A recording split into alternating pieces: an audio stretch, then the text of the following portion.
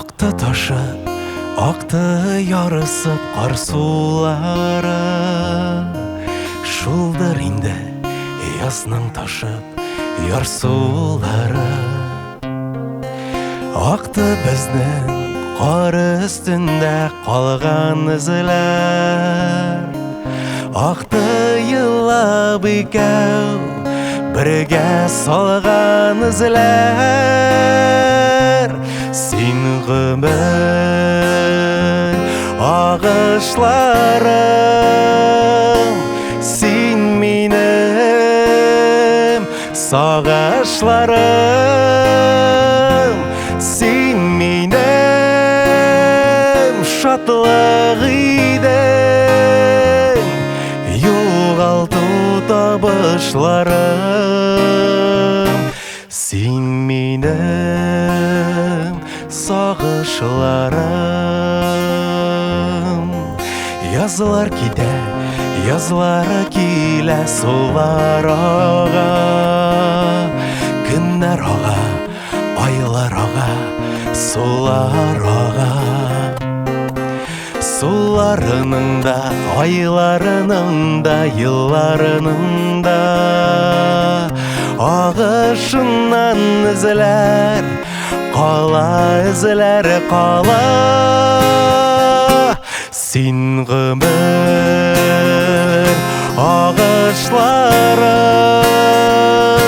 син минем сағышларым, син минем шатлық идің, юғалту табышларым, син минем сағышларым.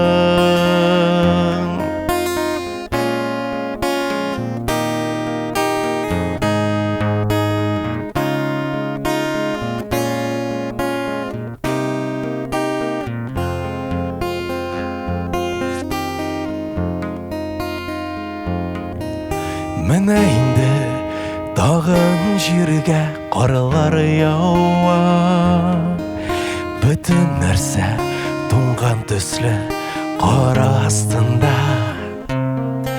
Ага сулар, айлар ага, йыллар ага, сине күрәм айлар, йыллар карашында.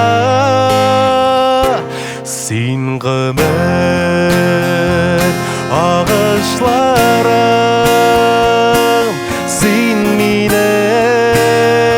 сағышларым, син минем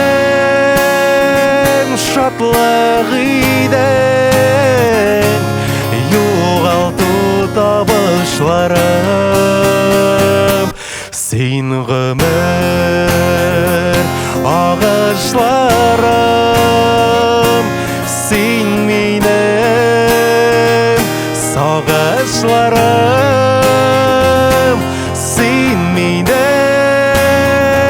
шатлық идің, юғалту табышларым, син минем сағышларым, син ғүмір ағышларым.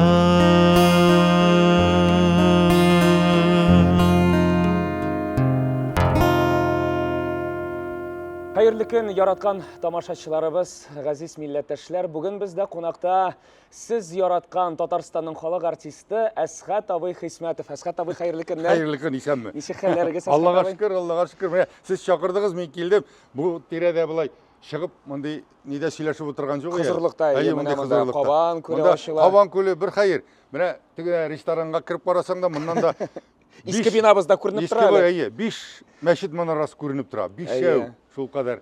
Үзенә күрә берни биреп тора. Хозурлык, хозурлык. Әсхат абый, син әлеге тапшыруны караганың булдымы безнең? Әле бәлки ишетеп кенә килгәнсеңдер, юкмы? Мине шакырдылар түбәгә, мәйтәм, түбәгә кая менә без икән. Аннары соң гына әйттеләр, рестораннан чыга торган ни бар, шунда площадка, шунда киләсе дип. Но сөйлейлер енді тіге ескі бинаның, ілкігі бинаның төбесінде тапшырулар. Но менің өзімнен арға шақырмадылар. Міне Аллаға шүкір сен бүгін келдің. Һәм бүгін бізде қонақта шундай зур һәм шәхес деп әйтәсем килә, шундай зур артист. Аллаға шүкір. Әсхат абый, біз ғөмүмән бүгін менә тормыш турында, театр турында біраз әңгәмә кырырбыз. Һәм беренче сорауымны бала чагыңнан башлыйсым килә. Менә бала чагыңнан иң истә калган бер якты хәтирә, берәр мизгел. Нәрсә исеңә төшә? Ең еске түшкәне міне ілік әйтек онда нешәдір ғайлы ат алып ат соялары қышқыны, әйме? Міне шол ат бізде тұрайын, ішлеп бізде тұрғандыр ол, айта алмайым. Енді аны жегіп әзгіне терісті түгейді кенде. Но міне Роберт аби айта, жоқ дей, ол ат жегелерге тейіш түгілді. Но бет ол тек тұра, анда енданы терілетіп, пішіріп, терістік мейлер, ол жеңіл шәгіне. Барды қайтты әзірек анарға қарекет. Шылай да керек. Міне шында жайкені де бізде тұрай дейінді ол алаларданы. Апшыға біз неге ашатырға әти біле. Мені әти атландыра. Ат бетінде еле. Мен міне шушынан башынан суып түшіп, жығылғаш, ат мені мұнан жантауымнан электіріп алған, ейме. Анда бишлі іс қалды, ізі бар. Әлі де бар ма? Әлі де бар. Субханалла, бұл өзіншәліклі бір міне шол істе қалды. Айтам, ат еле, мен де енді тұра отырмаған көрен, зор бала түген, кішкене бала. Не кебік болған мұндыр? Әсфәндияр кебік болған мұндыр? Неше яштан әсфәндияр? Міне шолай түсіп кетілген. Андар әтейін етіп алды, енді атты алды, жүріп жіберді ол мені. Әсфәндияр ол біздің шолай оқ яратқан артистіміздің, Раис Шамсуаровның ортаншы ұлы. Икенче баласы деп әйтәсе. Әсхат абый, менә шул вакыттан атларга ачуың калмадымы? Юк, атлар яратам, әле мин тагы менә сине анысы инде хәзер зурайгач, без Сабан туена ат җигеп барай. Район бездән 18 чакрым. Менә ат җигеп барай, иртүк чыгып китәсең, әкренге барып җитәсең сәгать уннарга. Анда инде әни безнең сыра дибез инде, квас. Менә квас саталар бит әле. Шушында 2 фляг квас алып барай. Ол ақша эшләү мәсьәләсеннән булган микән инде анда нәрсә? Алай, аны дусларга неге акчага сатмыйлар, менә шул ат белән барасың утырып, атны туарып куялар. Мен инде атны нитәш атлар җанда җиргәч, нитәсе килә. Чабышкыга барасы килә. Мен әтигә су эчертеп килим әле дип киттем дә атланып. Төне буе яшел сирәм ашап чыккан ат белән киттем чабышырга. Benim atım kaçıp жеткенде былай 4-нче булып кайттым. Субханалла, машалла. 8 ат арасында 4-нче булып кайттым. Хәзер кайттым да митинде тегендә язылмаган, нитмәгән. Анда кирип тормады, киттем, мен кайтам. Әникәшне күрдем дә, мен әйтәм, тегендә бар әтиләр җанны атны. Үземә китәргә зактырылды инде анда. Не? Әникәш кичкенә 57нче елгы Иди ат бурып алды, китте су эчәргә. Жары әти күреп алган. Әгәр дә шунда су эчәргә барган булса, ат шундук җыгыла да үлә инде. Әти ачуланмады. Ачуланмады, бер сүз әйтмәде. Ат бит исән сау, Аллага шөкер. Әгәр дә инде тегендә су эчеп ниткән булса, мине пешергән булырлар иде. Әсхат абый, менә Сабан туйларда сине бала чактан бирле җырлаталар идеме? Гомумән, менә сиңа җырга мәхәббәт ничә яшьтә уянды? Сабан туйларда бит инде менә җырлый белгән балаларны гадәттә җырлаталар. Юк. Мені 6-нчы класстан гына чыгардылар сәхнәгә. Мин башта җырлый идем. Башлангыч класста, 4-нчы класста да җырлый идем инде, башлангыч беренчедән алып. Анда укытучылар ата-аналар җыелышы була, и балалар концерт куя менә җыелыштан соң. Хәзер тегесе җырлый, монсы җырлый, мин дә җырлыйм, мин җырлыйм. Бер мәхәббәт турында элек балалар җырлый бит инде сирәк. Хәзер әзрәк бар ул. Белек, мин җырлыйм инде анда әрәмәдә карамада кындыз бар. Караңгы дип килми калма, ай булмаса йылдыз бардыр. Хәзер тегене оештыручы апа, Жария апа инде мәрхүмә, авыр туфрагы җиңел булсын. Бу миңа сразу мәхәббәт җырлары җырлыйсың ди фәлән 4-нчы класста укучы бала. Мин җырладым. Минем җырлаганны әти күрде, әти моны ана укытучы җырлады менә. Аны мин юбилейда да сөйләдем инде. Менә шундый. Аннан мин җырламадым. Һәм дә 6-нчы класста ширеңә икеле чыгарам дип, мине Асия апа исән савалы, Асия апа Мингалимовна ни сәхнәгә чыгарды. Менә шуннан китте җырлау, шуннан китте тагы кабат сәхнәгә. Аннан соң спектакльләрдә уйнап, бүтән җирдә концертларда катнашу. Менә шуннан китте. Менә шул беренче җырыңны исеңдәме, хәтерлисеңме? Беренче җырым исемдә. Шул кындыз бар, шулмы инде ул? Юк. Беренче җырым менә 6-нчы класста чыккан, анда Кышлар көне, Кышлар көнендә җырладым мин Гөлшат апа Зәйнәшеваның жырлаймын әнем турында. Құяш, құяш мәңгі балқый, мәңгі нұр сыйба. Міне шушы жерні жырладым, төбеге қарап жырладым, кіргеш, оқтош тұрый, ашқатанда түшемде нәрсе көрінді. Мәйтен бір нәрсе де көрмеді, міне шунан кіріп кетті. Яқшы, матур мезгіл болды бұл, матур хатирелер. Асқат абай, міне өзіңнің тұрмышыңны міне ижад білән бейләу тілегі, міне неше яшта тудым, һәм ничек бейләргә теләдең син аны. Беләм мин, синең җырчы булырга теләгең бар иде. Менә шул яшьтә туды дигәндә, 9 класста хәзер инша диләрме? Сочинение язай. Кем булырга дигән. Менә анда инде мин әйтәм инде 47 бала, 8дә төшеп калдылар инде алар кайберсе менә шушы 42 бала арасыннан 2 класска. Мин язганым җырчы булам ди. Җырчы булам ди. Бердән бер бала тегесе анда укытучы буламыз, түзүче булабыз, бірсі архитектор була, бірсі фәлән була, бірсі тыган була. Шушы 42 арасында мен не булам? Җырчы булам. Менә шул теләк белән жүрдем мин. Әлбәттә минем кумирым өлкән артистлар, иң кумиры Илһам абый Шакиров. Мин анарга, конечно, Казан филармония Илһам Шакиров дип хатлар яздым. Ул миңа ответ юк. Булмады, әллә алдыларны, әллә юк, анда бит инде просто.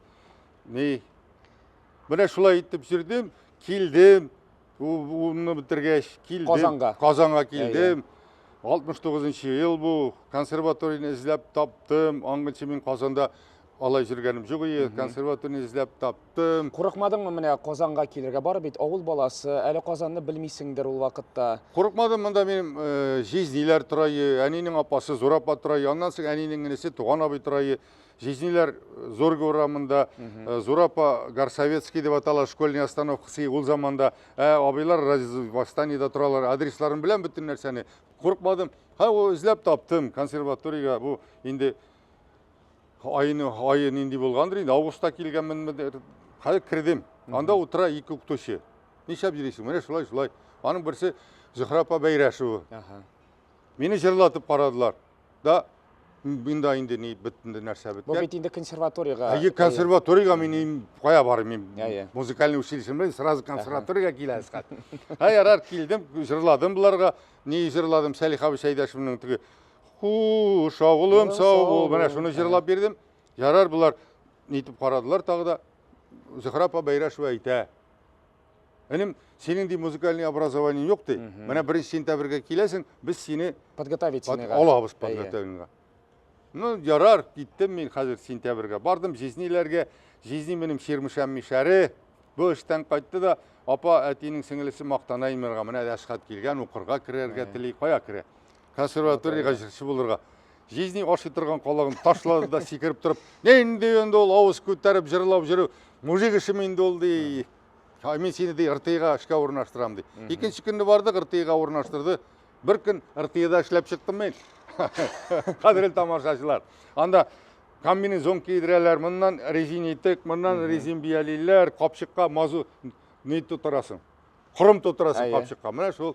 Хәзер ярар, бер көн эшләдем.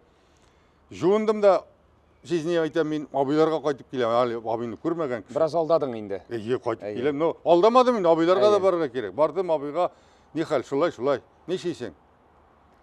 Нишим әйтәм, эшкә урнаштым. Кая урнаштың? РТга урнаштым, жизни урнаштым. Кая урнаштың РТда? Сажырны сыйкка, монда китте абый кызып. Син ди анда малолетка башың белән ди, 1 елда кекрәясың да катасың ди. Монда ни кигерәләр, теге респиратор кигерәләр, но барыбер инде абый аңлый торгандыр инде, үзе ул төзелештә эшли. Анда бармыйсың, мин сине төзелешкә урнаштырам дип. Иртәгә машина килә ди, бездә кунасың, иртә белән машинага утырабыз да, аларны машина җөртәй. Утырды да алып китте, все, менә шуннан төзелешкә кирип киттем. Һәм консерватория бары тик хыялда гына. Хыялда гына калды. Но үзешчән сәнгать. Хәзер Тулай таракка барам бер җиргә дә. Карыйм тегендә профсоюз урамы укытучылар клубына егетләр, кызлар кирәк дигән. Драм кружок та бар, нидә вокальный нидә бар. Тоттым да килдем. Анда бер безнең нидән дә Фәнистән дә озынрак Хабиб дигән артист элек Камал театрында эшләп чыккан. Шул алып бара драм кружокны Кәрим абый Сафин дигән кеше җырлый торган алып бара. Икесе дә бар. Хәзер ярар. Нишлисең? Җырлыйм. Шулай ук Хуш авылын җырлап бирдем. Монда уйнаучылар булды. Все, киләсең, все уйныйбыз. Шунда уйнадым мин. Шуклы яшел эшләп, ана хөкеме, беренче мәхәббәт, тагы нәрсәләрне уйнадым мин менә шулай. Уйнадым да җырлап та җырдым. Менә шулай кетті. Қазір түзіліште ішлеймін дейді. Армия сафларына барып қайттым, түзіліште ішлеймін. Бізге Калинин урамынан қазір Ахмат Ерекей болай, Амирхан Ерекей урамыдыр қазір. Калинин 75-тен түзушілерге фатир берді. Не, жоқ, толайтырақ. Үр жаңа толайтырақ. Біз келдік, міне сен отырасың, комендантшы. Жігіттер, сіз нәрсе? Міне сізге не, қағаз бізге бөлме керек. Сіз машина білем ме? Машина білем. Айда güzel. Мұнда дей, менімде рейкалар бар еді. Шуны ауылға қайтарып келеге, Қасаннан жырақ түгілгіне. Не ауыл енді? Большой қабан мен шында қайтып келерге. Пожалуйста, біз айтамыз, машинаға рейкаларын тиядік те, қайтарып келдік, айда сойлағыз. Міне, 3 кішілік бөлмеде тұрасыңыз келемі, 2 кішіліктемі. Олығыз 3 кішілікні. Мен әлі комендант болған шақта сізге бір кішіде бір сөз айтмас, сонда тұрырсыз дейді. Менің шофер және айтты, Ашқат, я уже женюсь, скоро ты сам смотри дейді. Мен 2 бөлмеліні алып, тәрәсті бөлмені мұндай кең, солай иттіріп, Толайтырақта тұра башладым. Қазір Толайтыраққа институт культурадан, ол уақытта институт культуры қызлар келіп кірген мұнда. Мұнда сеңа неше яшьләр, Асқат абай? Бұл армиядан қайтқан, мен неше яш болырға? 20-лер? Жоқ, енді армияға кетесің 18-де, армиядан қайтқан 22-23, бәлкі 24-тір десем, мен жалғыстырам. Қазір енді нейін санамын. Қазір ярар қызлар келділер мұнда. Бұларға керек екен жігітлер дипломный спектакльге. Сөйлесіп кеттілер, қызлар, ешлер, шиберлер. Бірсе міне Апаста Исенсау Илдус Ғабдырахманов біле қайтып келдік әлі юбилейына. Бірсе тұра Халимабилар ауылында Илсияр есіміне анысы біле әзірек мәхаббәтті ойнап қараған ек. Аның уже сөйлесінген жігіті болған енді. Матур иттіріп ойнадық. Шында қызлар, бұлай дейлер бұлар меға. Сонда өзің түзуші, өзің оқытушылар қылуына ерейсің. Міне атасығыны тайға ері деймін, қыздарға еріп, кеттім түзушілер культура сарайына. Қазір ана Сәйдәш мәдәниет сарайы деп жүрттәлер енді. Аны сөйлесіп қараған ең бірнеше кіші біле. Қаман Посқай Сәйдәш есіміндегі түзушілер культура сарайы деп аталарға дейш ол. Қазір ерер. Мұнда қойдық спектакль Суюлында деген қызлар диплом алып шықтылар. Аларыны Халитабы Комысников оқытайы, бешлігі диплом алдылар. Шушы түзушілер культура сарайының директоры Фамин, исім Фамин дейсің ғана білем, отчество оларын білмейм. Шу Фамин деген кіші машина табып, шушы спектакль әйбет шыққаш, терек Қазан тересіндегі ауылларда жүріп, спектакль ойнадық. Мен шында қалдым. Анда драм кружокта бар, вокальный кружокта бар. Анда Мәскеу табы ішлеген екен, әлік Сәрвиназ деген ансамбль анда. Мәскеу табы ішлеген. Оның арсын Фатимаға Мәстабы вафат енді орыншы мақта болсын. Фатима білән үйленістілер енді аннан сыңалар. Фатимаға қалдырып кеткен. Міне келді Мәстабы. Мәстабыны танып біләбіз. Мен ол уақытта Мәстабының Қамал театрында ішләп, анда бұлат болып ойнағанын білмейм. Жырын біләм. Аның Мәстабының яшьләр арасында ең таралған жыры не? Әйда отыр кемеге, қарама су тиренге, суларда дұлқын тибірәлі, дұлқынларам сүйгенге деген жыры, аны яшьләр гіл жырлап жырейлер. Біз енді әйтекен. Ол бек популяр жыры, шыны біләбіз, Мәстабынікі бұл. Ярар, мұна дей, Фатима айта, ішлер бара ма? Бара. Міне дей, Асқат кәне дей, келген сайын жаңа жырап келе дей. Аны үйленіп бітіп болмайды. Керам анда баянда ойны, консерваторияда оқой. Керам енді ол миықлы. Ақ баяны біле, Рафқат Ғымаровқа Шатыбая қарайы жыры, Әмин енді Елхам Шакиров Комер, аның репертуарынан жырлар жырдейм. Ол вақытта шыққан болды мекені, мен ешіткен жыр, Сәфәр деген жыр болды. Сәфәр шықсам ерақ елға ойнайым, еділі бұйлары. Нендей жыр, міне шын жырлап бердім де, Мәстабыда да бар екен, жырлаған екен, оларының записі да бараның. Жоқ, Асқат дей, алай түгіл міне бұлай дей. Мен енді тағы таңнайынды теге зор кіші бей. Жоқ, мәйтем ғафу етігіз, Илхам абай болай жырды яны. Шыннан соң тұқтадық. Бітті, бүтен сөз айтмадық. Дәріс бітті де, Мәстабы менің жаңа келіп, сенің театрда ішлесін келмен. Мәстабы мәйтем, мені кім алсын енді, мен енді мәйтем қазір армиядан қайтқан жігет. Әлі сенің білімің де жоқ. Бір нестем жоқ. Нешік мәйтем, мені кім алсын? Әйде мен сені Марсей Хакимовичқа көрсетем. Алып барды, бірінші барғанда Марсел абай ұшырамады. Хаким абай болды, Марсел абайның әтесі. Сразу бір-екі сөз айтуға Мишар Малай деген құшамат қошты. Аннан соң екінші жол барғанда Шахсын Апасов әндері болды енді. Анары біләбіз енді аның кім екенін. Қазір үшінші кімнәд ертеге болады бардық. Үшінші Марсел абай бөлмесінде міне Мәстабы кірді, сөйлестілер. мені жырлатып, нетіп қарадылар, шыннан сыман сұрап, Марсель абай айта, сен училищенің қай екенін білесің бе? Білем. Міне 1 сентябрьда сонда келерсің деп айткенше, мындай сөз сұрады. Сен түзуші болып ішлейсің, көп ақша аласың. 100 сом ақша алам. Бізде бит артистің ақшасы жоқ дей. Әмин дей. Айтам, Марсель абай, менің ақша керек, менің артист боласың келе. Марсель абай әкіріңе теге оқымықлят сөйтіп қойды, былай ғана айтты. Бұл вақытта бит инде хыялар, алар бірінші орында тұра. Алла, сол анда хыял дей. Но бит әлмен жерсі болырға е. Мында барбір артист болырға бит инде. Камал театрында спектакльлер қараған бар. Біздің Розия апа қызы уже Камал театрында ойнап жүрейбіз. Мұндағы жігітлер барып Розия апаңны қарайық. Бірінші спектакль аның нәркәстә болды, шундай Розия апаңның өзі біздікі бит инде қарай солай айттырып. Міне шуннан келдім бірінші курсқа да екінші курсқа келдім. Марсель анда уже курслар жиылған. Сен анда енді ең ұлысыдыр. Ең ұлысы. Менен андан соң екінші жігіт менің білән бір тире Даниял Вахитов деген жігіт. Бірге қалдық біз андан соң оқу бітіргеш театрда. Марсель абай қолдан тұтып курсташылар біле таныштырды. Міне сіздің бұл жаңа оқушыңыз. Қолдан тұтып алып келді Асия апа Қайроллин жанына тілден. Міне Асия ханым дей бұл жігітінің тілінде мешәрілік бар дей. Мұны бітірге керек дей. Мен Асия апаға бек рахметлі. Асия апа ол әгәр дә сен тырышқаныңны көрсе, бүтін жанын міне сеңа бере. Міне Асия апа мені шулай ішледі. Мен неден желкенсіздерден Батырхан ненің монологын сөйледім. Соң білән мен дипломға 5-лік қойдылар. Асия апаға бек өзі рахметлі, ауыр тұфрағы жеңіл болсын. Гелейске алам мен аны. Әгер де өзің нетсең, тырышсаң, Асия апаң сеңа бүтін нәрсені бере. Білгенін болғанын. Міне шылай иттіріп, Камал театрында қалдым мен. Сен оқы бітірдің. Оқы бітірдім. Сені ішке алдылар. Һәм Марсель абай сеңа ең бірінші болып, мінем ненде ролін тапшырды?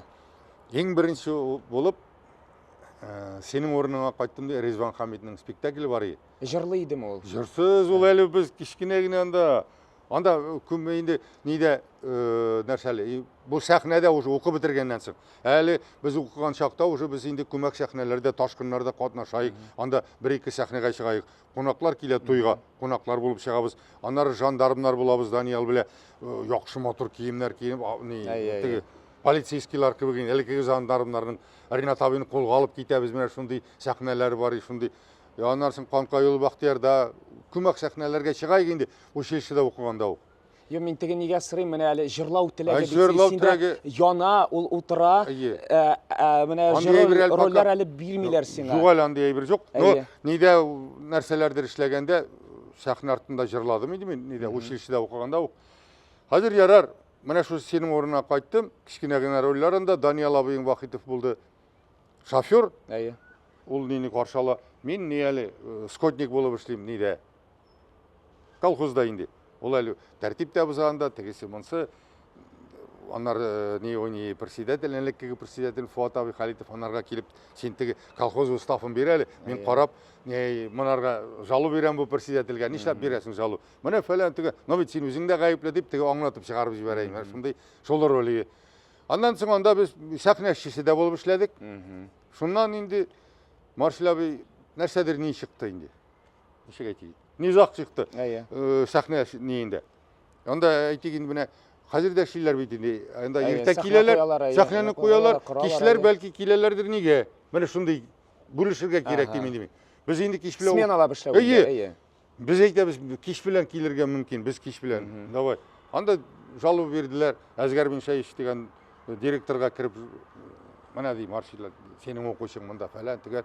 Мен Марсель абайға айтты, мен Марсель абайға айтам, мен бірінен де жалу бермеді, мен просто айтам, өзімнің тәқдимдігіне мына шулай деп аңлатып көрсеткенімде, ярар, желкеге шықты да, бар ішле, бұршылма, сеңа не бола, роль бола. Қай уақытның талақ-талақ спектаклі, Мерсейт рөлі, Уняды Қайдар Хафизов біле параллель. Мына жырлы роль бірінші шосы. Анарын мұнда күшкенде, міне, жаңа бина күшкенде болатыны берділер. Әттігінде тағы жырладым әлі мен анда Парасат абай қойды той алдымнан деген спектакль. Анда да өзі біз жырып кіріп дегенде Парасат абай білен сөйлештік те шындай. Міне сенің тұрмышыңда Болат ролі ойнау, сенің үшін зор бәхіттір деп санайым. Һәм меңа қалса, міне мен бит өзімді міне бүгінгі заман Болаты, сен теге заман Болаты. сені үйренгенде мен диплом яздым менә булатлары буенча инде. Һәм синең булатың ул шундый романтик рухлы иде. Шулай булгандыр инде. Марсель абин ишек койган шулайдыр. Ауыл нәрсең авыл малайы, мен әллә нәрсә мөгез чыгара алмаганмындыр. Наил абыйны күреп үстем мин, аларның ул спектакль Наил абыйлар уйнаганда өзенә бер төрле янда аның декорациясын күрсәң, ул шаккатырлыгы. Хәзер бит инде аның кадәр декорация юк анда. Менә шушы Булатка хас бунтарлык, революционер бит инде ул теге Мәйсәрәне коткара, менә әлеге туйгылар, әлеге хисләр синең үзеңә хасмы? Аны кимдер әйтә бунтарлык ди. Нишләп бунтар булырга тиеш ул? Мин уйлыйм үземчә. Мин бунтарлыкны уйнамадым. Әйтик, Марсель абыйдан аны бездән нитмәде. Таләп итмәде анда әйбер. Ну кайтты, авыл җигете шахтада эшләп кайткан. Минем әтием үзе дә шахтада эшләгән кеше. Авылда да шулай уйныйлар, анда булда инде бунтар, революция. Тегендә, конечно, шахтада күренгән ул. Орманда, конечно, үзен нитәргә, җәберләргә бирми. Анда сугышан нитә. Мәйсәрәне коткара диде, бит инде ярата тегене. Акча эшләп кайтты, туй уздырасы килә.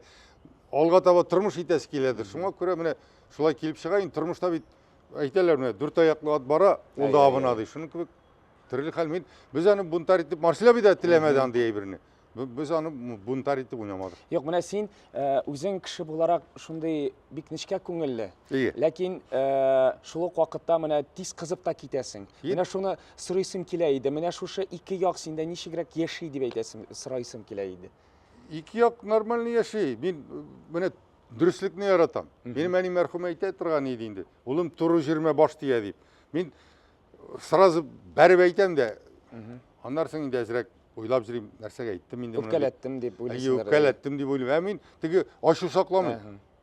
Әйтик икән, менә сиңа берәр нәрсә булса, мин сразу әйтәм. Ришат, менә булай. Тегеләй булай кеше аркылы сүз йөрткәнче күзеңә карап әйтәм дә, шуның белән битте китте. И үч тә саклап җирмим. Андый нием юк.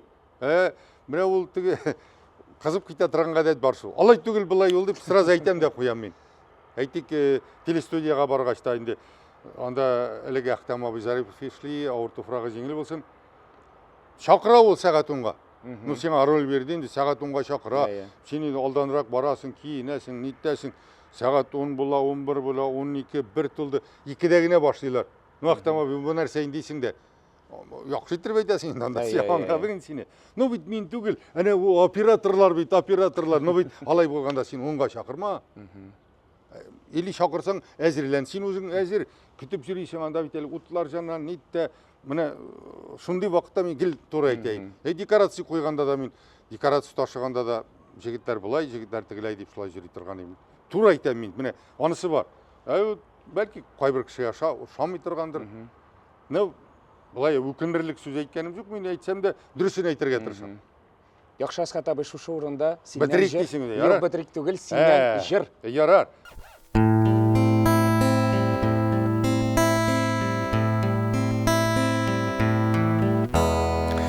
Кайтсам әгәр авылыма, чыксам әгәр болыннарга, әрмисе әремтәме элек йөргән урыннарда.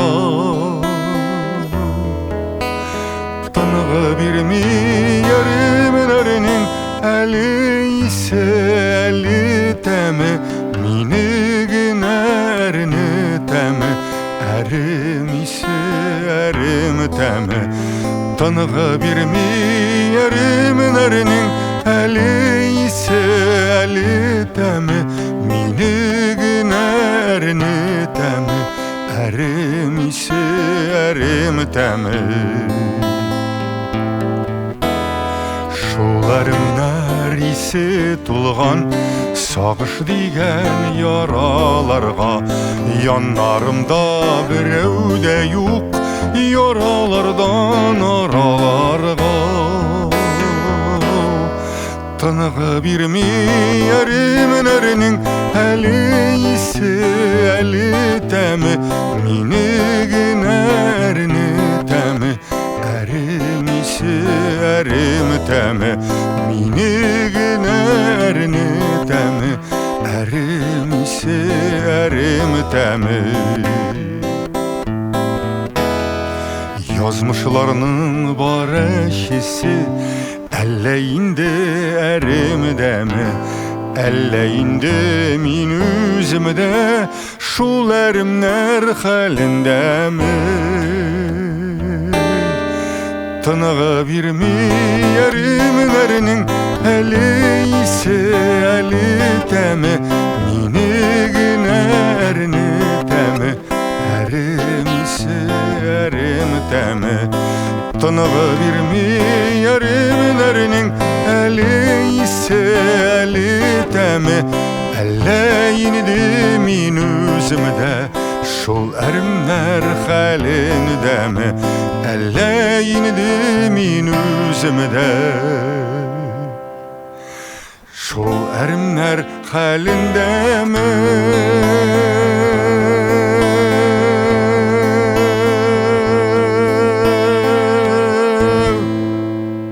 Askat abi, әлеге жыр үшін сеңа бек зор рахмет. Менә әремисе синең репертуарыңдагы ул бик данлыклы жыр. Менә шушы жырны син кайчан ишеттең, үзләштердең һәм үз репертуарыңа алып кирдең? Бу жырны бит инде башлап жырлаган диләр Фәнвәли Әхмәтов. Ләкин мин Фәнвәли Әхмәтовны ишеткәнче бу жырны ишеттем Хайдар абый Бегишевтан. Biz шыққан ек, әйтек инде Шабашқы концертына шыққан ек, біздің Фәрида Сафина Сарман районыныкі алып шыққан ек біздің Хайдар Бегишев Зухра ханым біле, мен, Керам Сатиев, Фәрида һәм біздің оператор. Біз Сарман районына келдік, міне шөбістіне шөмәлі деп айтып болмайынданы, мұнда не, бізге конкурентлар, биштаттар жүрей. Анда глава, ол уақытта глава деп аталды мекен енді, главадыр енді. Залақов Әнвәр Махмутович. Мұнда бит енді Хайдар Бегишев, Зухра ханым, мен енді біздің ауылда эшләде, мені де біле, ярар. Жігітлер, мен енді тігілерге бүтін нәрсені беріп бітірген, қазір біз нетмейбіз. Міне, сізге міне, жырына тоқта жырлайсыз мы, мұнда барасыз мы, кішкене deyip тұрмағыз, міне, бүтіні сәйбәт болыр deyip.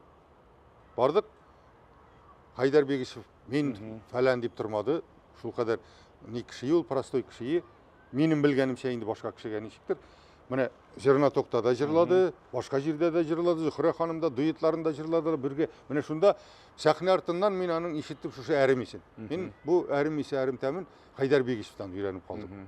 Бұл жыр бек легендар жыр. Аның шыққан язмышы болай дей.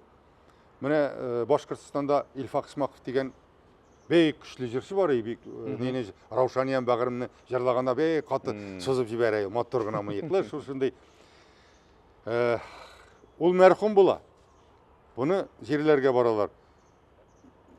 Барған жерінен қайталар енді. Мүфтәдим Қайлазев, Роберт Меңнолин, Хамда Фәнвәли Ахматов. Міне үстел артында сөйлесіп отырғанда шушы әрімесе әрім тәмі деген жыр туа. Тарихы міне шушылай. Менің көңіліме де бек яқын. Бұл жырны бек яратам. Ауылға қайтқашта, бүтін кішіге де міне. Әр вақытта да сұрайлар, Асқат абай айдәлі шул жырны жырлайлы деп. Міне анда шундай сөзлер бар бит инде. Әллә инде мин үземдә шул әремнәр хәлендәме. Менә шушы сагыш бәлки хиссидер. Бу югу хиссе сиңа хасмы менә тормышта? Кай вакыт буйгасың инде. Роль булмаганда буйгып куясың. Артистның бит аның шундый киләсең приказ карыйсың менә. Әле Илдар абыйың да әйтте. Приказ карыйсың, ах ди, юк, булмаган икән монда дисең. Яшьләр уйнаган әйберне карагач, қара бұлар нешік ойнайлар екен, біздің заманда мындай әйбер болмады деп айтасың. Айтайық, міне біздің тігі қошауын біле қиял тұрында шықты бейді енді. Қара, бізде бұндай әйбер болмады деп айтабыз енді. Мұнда енді замана өзгәрі, шуңа көре. Қазір бейді енді айтайық, біз елік Маршалабы вақытында үстел артына отырайық. Оқибыз біздің башта шеткі, аңнар шабыз, тігісі, мұнысы. Қазір бейді алай түгіл. Мен айта алмайм енді алай болырға тиіш деп. Әрбір режиссер, әрбір замана өзгәрі тұрғандар. Шуңа көре, андан Маршалабы бүтін нәрсені аңнатқаш, аңнашқаш, неткеш. Олан нәрсін әйте тұрғаны. Мына мен сізге іскелетін қойдым. Айдағыз қазір сіз енді итін қондырығыз деп Маршалабы шулай сәхнеге мінгіріп жібәрәй, міне шулай айтты. Асқат абай, міне сен енді данлыклы артист, міне шулай да, міне әлі бүгінгі күнде ойнамаған ролің бар ма, міне һәм ул тіләктә булган? Бәлки ауыр сұрау беремдір, Асқат абай. Жоқ енді, яқшы, теге орыслар жырлай бит әлі, несіп, міне солын арамын дейік. Шының секілі, әлі нәрсе жоқ, мен бит енді Гамлетны уйнады ала тұрған артисті ауыл малайы мен, әйме. Менен ол шықмасты, ана нешік кіна режиссер тырышса да, менен ол шықмастыр деп ойлаймын. Қиялым бар ие. Аны ойнадылар, қайырлы болсын, неше тәсің енді. Ну, сен енді мені айттың, сен фәлән шақыс дедің. Шақыслар ол Шауқат абай, Рауил абай, Ринат абай, Әзгар абай, міне алар шақыслар. Мен әлі шунда жүрушігіне. Мен шулай деп айтам. Мен халық яратта мені, но мен барыбір әлейінде барыбір ақ deyip әйткен болмағандыр білмеймін. Мен ақылса сен нәрсәлі, орысшалап айтмашы скромничаешь. Ну, ярар, ұяласыңдар бәлки. Сені халық яратта, сен халықшан артист. Рахмет. Шуңа күрә мин дә сені үз әтием буларак, сен минем әтигә бик ошагансың. Рахмет. Әле театрга кергәч тә Әйттің шулай деп. Әйе. Мәйтәм Әсхат абый, рәхмәт син миңа гел җылы сүзләр генә әйтеп торасың. Аллага шөкер, рәхмәт. Бардыр инде алай гына түгелдер, терелсә була. Мен алай җылы сүзләрне гел әйтә алмыйм, әзрәк мен гел тиреп торам шул. Ләкин синең төртүреңдә ул бит барыбер игътибар, димәк син якын итә беләсең. Анысы дөрес әйтәсең да. Шул. Әсхат абый, менә халык сине кайсы ролеңнән яратты икән? Менә ничек уйлыйсың син? Һәм менә син кайчан менә халыкка таныла башладың, кайчан аны син сиздең? Халыкка танылдымдыр, наверное, мен өзебезнең авылы Тагбай белән. Ни өчен дисәң, аны телевизордан күрделәр. Кая гына барып кирсәң дә Акбай абый ди. И хәзер дә әйтәләр, өлкәннәр әйтә, Әсхат, без сине карап үстек диләр. Аннарсың безнең ди оныклар да үсте синең мине Акбайыңны караган телевизордан элекке заманда элегрәк ди күрсәтәләр, инде яңа ел каникулында күрсәтәләр. Аннар Мыраубатыр булды. Мен уйлыйм, мине әзрәк шул телевидение таныткандыр. Монда театрда таныганнардыр инде шушы яшь йөрәкләрдә. Хәйретдин булып та. И не Зәңгәршәлдә булат булып. Ну калган рольләрдә дә бар иде инде. Уйнадык инде әйтик, Кишербасуында да әле менә 3нче көн әйтеп тордылар, Кишербасуын, ине күрәзәчен әйтеп тордылар. Анда бит инде Брежневка шатып, кашлар ябыштырып уйныйм инде. Шуңа күрә искә төшерәләр, менә анда уйнаган игез фәлән төгән, менә шулай итеп сөйләп торалар. Мин шулайдыр дип уйлыйм. Менә шушы авылы Тагбайдан башланды, аннан Мыраубатыр булды, аннан Габбас хәзрәт булды, менә шулай китте. Телевизор күбрәк таныттыргандыр, потому что бүтән җирдә каныйлар бит, бүтән җир күрә, бүтән нәрсә. Ул бүгенге көндә дә шулай. Аннан соң Нурания Жамали алып кирип китте. Менә анда төште. Фильмографияң синең зур. Ялан аяклы кыз китәм димә, бүтәнесе менә шулай кирде дә китте. Мин рәхмәтле Татарстан телевидениесына бик рәхмәтле. Анда иң беренче башлаган иде әлбәттә Итмас абый Үтәгәнов. Яшенә бүткән яшьлек дигәндә мин ага офицерны уйнадым. Шулай ук хәзерге корсак юк инде анда киендерделәр, бүтән нәрсәне мондый роман таптылар. Миңа Итмас абый мәрхүм инде авыр туфрагы җиңе булсын. Сиңа Әсхат офицер булырга калган икән дип, нитеп шулай итеп. Анда Илдар абыйң не революционер, мин аны бер сугуда җигарга тиеш. Менә суган бу җигылмый. Әйтә моның не сүзе онтылмаган. Әле мин суккач җигылмаган беренче кеше син ди. Моны Марсель абый караган. Ну инде ди шунда катырак сугарга җигарга иде. Марсель абый тиртерәй килдер, битәргә ярата шулай Марсель абый. Хәзрәк. Аны инде ди шулай суккач җигарга кирәк инде. Шулай итеп. Менә Итмас абый башлады, аннан кирип китте Әхмәт, Әхтәм абый шулай китте. Әсхат абый, менә сез иҗатта кайнап яшәүче гаилә. Аллага шөкер. Рәшид апада да менә театрда эшли, аңа бик зур рәхмәт, бик хөрмәт итәбез. Ул инде безнең театрыбызның гримеры. Ул безне бизәндерә, ясандыра, кызларга чәчләр үрә. Шулай ук быел әле зур исемгә дә лаек булды. Рәшид апаны чын күңелдән тагын бер кат тәбрик итеп үтәбез. Исән-сау булсын. Исән-сау булсын, бергәләп эшләргә насыйп булсын әле озак еллар. Әсхат абый, менә әзгенә бүлдереп әйтәм, Рәшид апаң ул Курчак театрында 5 ел эшләп чыккан артистка. Менә шуңа күрә иҗади гаилә дим. Аңладым мин сине, аңладым. Менә малайың Булатта, виртуоз баянчы, Булатны да бик хөрмәт итәм. Илсияр дә һөнәре буенча артистка булмаса да, без аның белән менә Особняк Демидов бинасында шулай ук спектакльдә уйнап йөрибез. Монда Илсиярның артист булып китмәвендә әзрәк мин гаепледер инде. Мин просто күрмәдең. Артист тормышы авыр, кызым хатын кызга дип әйткәч, ләкин барыбер нишләтәсең, менә канда булган әйбер барыбер ярылып чыга. Шулай. Юк, менә мен анардан гафу үтенәм. Ачуланма кызым җан. Ачуланмый, ул сиңа бик рәхмәтле, ул аны теге гел яратып сөйли. Менә әти каршы булса да, ләкин барыбер ул мине чын күңеле белән теге җан атып тора минем өчен дип әйтә.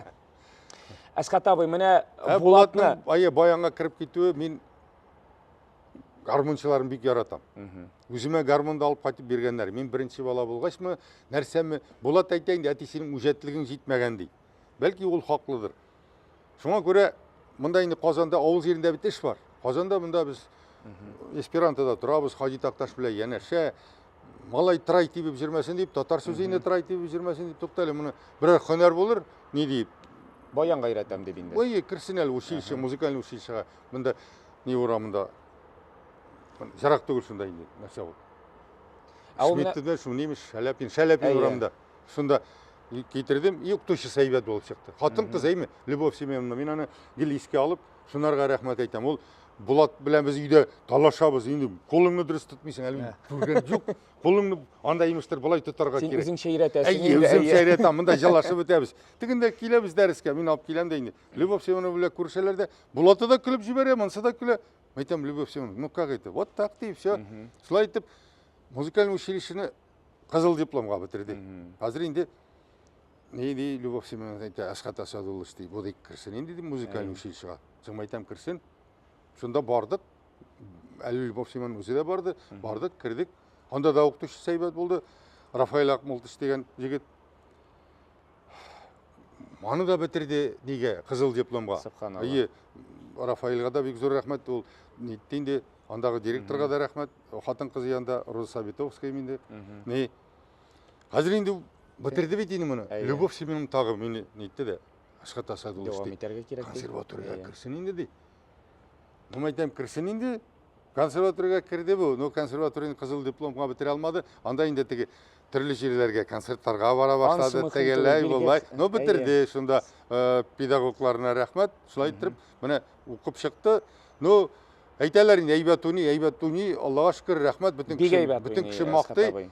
Анарда тырышырға керек, тырышырға барыбір, аны теге әйткәннәр бит енді, әлі кім болыр үшін, пұт солі сиесін алды деп әйткәннәр. Бір қапшық тұз аша бітірге керек. Соңа көре, мен өзім рахметлі, ишен сау болсын, бүтін кіші мақтай, алайыңа рахмет, әйбәтуни, шылай дейіп. Болатның теге меңа қалса келешегі бек яқты болар, шынки ол ойнағанда да, ол міне бүтін тәнін жанын біріп ойнайды. Шылай дейлер, Ол ойнамай, ол жырлай. Ақыры шылай. Міне ол жырлай. Ол бүтін міне теге түймелеріне басып, ол әрбір міне теге нішкеліктерін оңлап, һәм ол түрлі стилде міне ол тапшыруға келді неге Камал кишлеріне. Міне ол шында мен аңа бір теге жаза бердім, түрлі стилде ойнау. Міне көзді еммей, міне бүтін стилде ойнап бере, субханалла. Бүтін музыкант та мұны бұлдыра алмай асқаттар. Рахмат, Ришат. Ләкин тіп сұрауым нейді, міне Болатны Болат деп атау, ол шушы зәңгершәл білен бәйлі ме? Бұлай, қазір малай туды бейтін, деймі?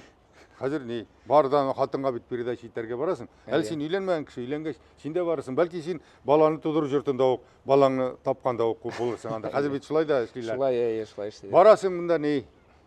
Нәрсәлі, передача итесің деп әйті, передача нәрсе болайынды. Күштен әшінде қатынға анда, нәрсе керек дегісі мұнысы. Ярат, бардым, әйбірлерін бердім, қарап тұрам, тәрізді Рәшид апам жазу түсірген. Малайың өзіңе шаған дей, міне есімін дей, Ильяс Қазан сүлгісінен, Ильяс мы, Болат мы? Мен Болат астына сызып Болат деп қойдым. Сондай зәңгершәлдегі Болат.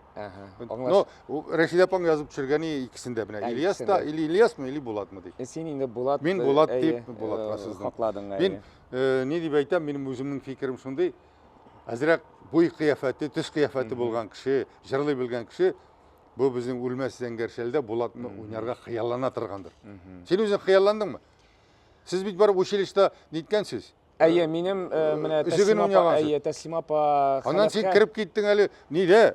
Нешік әлі? Сен экстрені кірдіп кеттің бе? Әйе. Болатыбыз біздің нетті нәрселі. Еш Болат шыл мен әсқата болы, ем-ешіл. Аны ем-ешіл болып кірді. Сәхіне башландырға керек, тігі Болат ауырып кетті де, сен сұрасы шықтың. Біз шақпаттық, әні айттылар, енді алар училищеда бұл нені неткенлер екен. Әйе, бір ілішін, сабанты ілішін, міне Тәслим апа, ол да ердем еткенді. Әйе, келешекте керек болыр деп, міне көңіл тойымлығы болған кішінің аңа бек зор рахмет. Ауыр тұпыраға жеңіл болсын, әйе. Міне Тәслим апаң көбек кіші болған ілік Завтрупы, Мәриям Шанышевы. Мен аның біле бірге тұрдым, аның да ауыр тұпыраға жеңіл болсын. Ол анда енді зәңгершәлде кім ойнағандыр, Рауза апаға қадар. Ол Рауза апа Хайретдинованы әзірлеген қызым, қарап жүр, жырлап жүр. Мәйсәрә сен болашақсың дейді. Субханалла. Анар міне Азат абай біле алар ойнағандар Мәйсәрәні. Міне Тәслим апаң да сен біліп айтқан нешектір. Нешін дейсең, зәңгәршәл ол, міне Ғалиябану зәңгәршәл татар халқы исән болғанда сәхнәден түшмәс деп ойлаймын. Сен неше ойлайсыңдар? Менің фикірім Мен де шулай ойлаймын. Татар халқы яшәгәндә зәңгәршәл үлмәячәк бір Быел бит әле анарға 100 ел язылғанына, театрыбызга да 120 ел Аллах бuyurган булса. Субханалла. Әсхат абый, менә театр турында сөйләштек. Синең Кырыста булганлыгыңны, кай вакыт романтик рухлы булганыңны да белеп, менә Әсхат Хисмәтов ничек ял итә икән? Әсхат Хисмәтов чит илгә чыкканы юк. Дейме? Мин нишләптер менә Пекинга барып кайткачта мен анда җыладым Пекинда. Нәрсәгә хозурлыкны күрә алу? Хозурлыктан түгелдер, менә тел белмисең. Тел юк, анысы инде үзең гаепле. Тел өйрәнергә була, тик торасың бит. Хит инглизчә хәзер бөтен нәрсәләр бар. Миңа күңелсез булмый. Күңелсез булды миңа. Һәм дә мин аңынча да әйтәйм, мин бер җиргә дә чыкмам. Минем әти мәрхүм шулай дип әйткән. Әгәр дә исән сау авылыма кайтсам, бер кая да китмәм, авылымнан бер кая да чыкмам дип. Чит илгә җегетләр чакырып барады, бармадым мин. Хәзер дә барасы килми. Минем безнең театрның Иделнең аръягында дачалары бар. Менә шунда дачада жал итәм мин. Сөйләшеп йөрим алмагачлар белән. Үзем мин роза чәчәкләр үстерергә яратам. Гладиолусларны үзем утыртам, үзем үстерәм, үзем кисеп алып кайтам, үзем саклыйм. Менә шулай чәчәкләр белән сөйләшеп йөрим, алмагачлар белән сөйләшеп йөрим. Тегесе монсы менә шулай итеп. Аны бәрәң утырткач, бәрәңгеләр белән кашан чыгасыз инде сез нәрсә фәләнме дигән менә. Шулай жал итәм мин. Алар бит ишетәләр. Идел буена төшәм су кыйнырга. Су кыйнам мин анда теге кешеләр бит инде әйтик, жарты сәгать нитә. Мин 2-3 кіріп шығам да, болды. Айтам, менің негіне Иделден 5 минутлық қана менә тұрған дейді. Идел бойында. Соңа менә шулай жал итәм. Әсхат абый, һәм соңгы сорауым булыр бүгенгә. Тағы жал итәм ничек? Жал иткәндә түгел инде менә үзеңнең монда театрда эш булмаганда менә спектакльләр барып карыйм инде. Премьераларны, ниләрне. Орыс театрына барган юк әлбәттә. Тинчурин театрында мин курсташлар эшли. Табуга килдең. Бит табуда кыз бит уйнады. Табуда кызы. Табу бит орыс театры түгел. Анда татарчалар шалы. Орыс театрына да бардык менә нигә теге ремонттан соң анда ни булды бит инде. Шунда чакырдылар. Спектакль ана чыгып китеп булмады, шунда карадык. Менә шулай итеп. Менә шулай жал итәм. Соңгы сорауым. Әсхат абый, менә яшьләргә, гомумән тамашачыларга, гомумән синең үзең ышанган, менә шушы тормышта яшәргә ярдәм иткән 3 сүз. Ул синең өчен кирәкле сүзләр менә. Нинди сүзләр? Бәлки хистер ул. Миңа калса бер-береңне хөрмәт итәргә кирәк. Үзеңнең телеңне хөрмәт итәргә кирәк, динеңне хөрмәт итәргә кирәк, һәм дә халкыңны хөрмәт итеп яшәргә кирәк. Мин менә бүтән сүз әйтә алмыйм, мин шулай дип әйтәм. Син инде 3 кенә сүз дидең монда. Хөрмәт булды. Шушы хөрмәт белән тиң булырдай сүз миңа калса менә ярату. Ярату хиссе, менә тормышка карата мәхәббәт. Үзеңнең халкыңны яратырга кирәк, үз телеңне яратырга кирәк. Әйтик без бит инде хәзер менә сенің белән утырабыз ди. Бер урыс килсен, без тотынабыз урысча сөйләшергә. Менә шушылай 2 грузин турсын, шунда бер урыс килсен, грузиннар бер кашанда урысчага күчмәй сөйләшәләр грузинча. Мин әйтәм үзебезнең артистларга да нишләп алар, алар грузиннар дип, причем без грузиннан кимме? Безне бит кайда гына мактамыйлар да, кайда гына юк безнең. Без бийек халык. Бийек халык. Без ничектер бер-беребезне ашарга жаратабыз. Бездә анекдот бар бит. Бу Казанда кемнәр кайный? Татарлар нишләп охранниклар? Алар бер-берсен тартып төшерәләр. Шуның шикелле инде без бер кеше әзрәк шатланырга кирәк. Менә Ришат үсти икән, шатланырга кирәк. Менә бу Аллага шөкер, менә яңа спектакль, яңа пьеса чыга. Мин халык жүрсен дип шатланам. Театрыбызда яңа премьера чыкты дип. Менә хөрмәт, шатлык, тагы нәрсә. Менә шушы ярату тынычлыгы. Юк, дөрес килешә. Менә чыннан да дуслар, шушы тормышта көнләшмичә, усаллык тотмыйча, шатланып яшик, мәхәббәттә сөйлешеп яшәргә насыйп булсын. Әсхат абый, килгәнең өчен бик зур рәхмәт. Исән сау булыйк, әле озак еллар бергә бер сәхнәләрдә эшләргә насыйп булсын. Һәм бездән тамашачыларга җыр, Дуэт була Алла. дуэт. Әйе.